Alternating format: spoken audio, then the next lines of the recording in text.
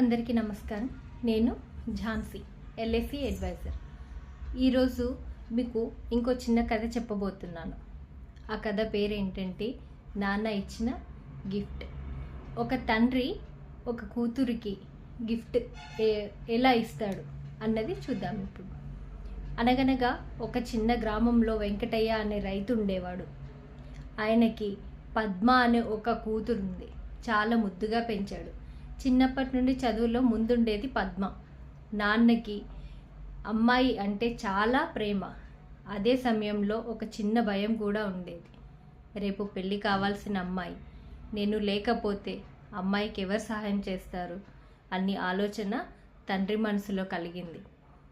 ఒకరోజు ఊరిలో ఉన్న ఎల్ఐసి ఏజెంట్ దగ్గరికి వెళ్ళి అడిగాడు, నేను ఎటువంటి ఆస్తులు ఇవ్వలేకపోయినా ఒక మంచి పనిగా నా అమ్మాయికి భవిష్యత్తు కోసం ఏదైనా చేయాలనిపిస్తుంది అని అతనికి చెప్పాడు.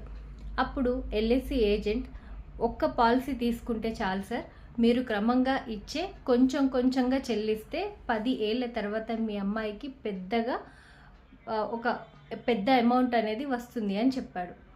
అలాగే భద్రత కూడా ఉంటుంది అని చెప్పాడు. దానికి వెంకటయ్య సరే అన్నాడు. ఏడాదికోసారి కాస్త కష్టమైనా సరే డబ్బులు కట్టి పాలసీ కొనసాగించాడు. కుటుంబానికి ఈ విషయం చెప్పలేదు. అది తన హృదయపు గిఫ్ట్ కూతురికి. సంవత్సరాలు గడిచాయి. పద్మ పెద్దదై ఉద్యోగం చేసి పెళ్ళి కూడా ఫిక్స్ అయిపోయింది. ఒకరోజు పెళ్లి రోజు దగ్గర పడగా వెంకటయ్య ఒక పార్సిల్ తీసుకొని వచ్చాడు. అందులో ఎల్ఐసికి సంబంధించిన బాండ్, మిగిలిన పాలసీ పత్రాలు ఉన్నాయి. అతను కూతుర్ని పిలిచాడు. ఇది నీకు నాన్న గిఫ్ట్.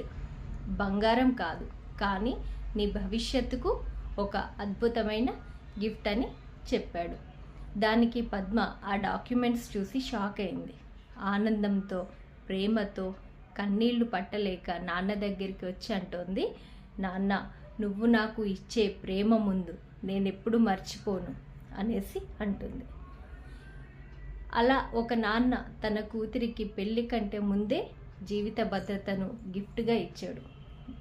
ఎల్ఐసి పాలసీ రూపంలో ప్రేమని భవిష్యత్తులో నిలిపాడు. తనకేంటంటే వాళ్ళ నాన్న ఇచ్చిన గిఫ్ట్ అనేది ఎప్పుడూ తనకి గుర్తుండిపోతుంది. ఈ కథ ఇంకా మీకు నచ్చినట్లయితే లైక్ చేయండి, షేర్ చేయండి, సబ్స్క్రైబ్ చేసుకోండి. ఇంకా ఏమైనా వివరాలు కావాలి అంటే కామెంట్ సెక్షన్లో కామెంట్ చేయండి. Thank you.